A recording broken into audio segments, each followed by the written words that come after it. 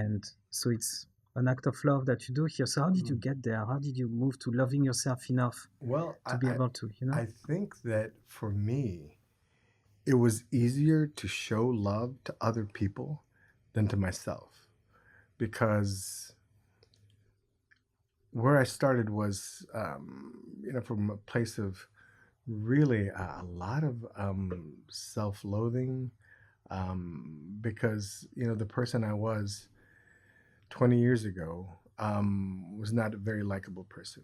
And not because I was flawed in some fundamental way, but because my actions weren't very estimable.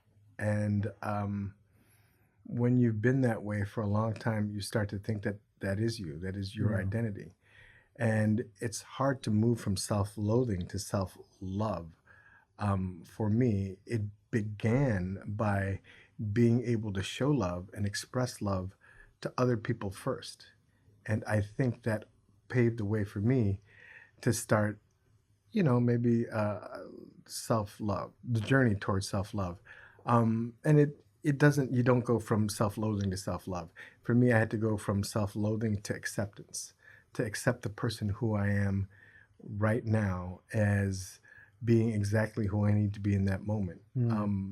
Because I've always felt like I was not enough. And to be reminded that I'm a beautiful child of God, that I am perfect as I am in this moment, was a very difficult concept for me. And for someone who's there right now, with that self-loathing thing, and what to make it more concrete. And because the thing is that I used to want, and I know a lot of people still want, a quick fix, an easy one, right? Even a box of pills, if it exists, to change the whole thing. Because everybody talks about loving yourself, Right. So what is what did you do, man? How did you, and for how long did you do it? How long did it take? I'm telling you, that low self-esteem, that self-loathing, that, active drug use and alcohol use is a very dark and lonely place. And, I'm talking about years, maybe a decade, where, my behavior just, what is it? My behavior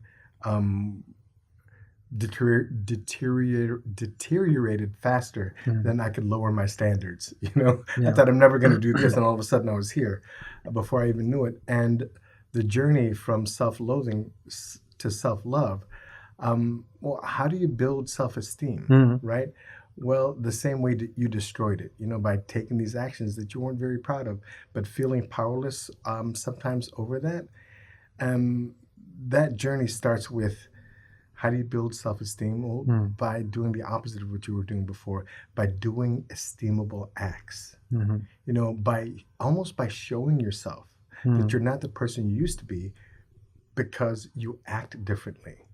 It might not have changed a lot in your head, because it's difficult for us to see ourselves the way the world perceives us.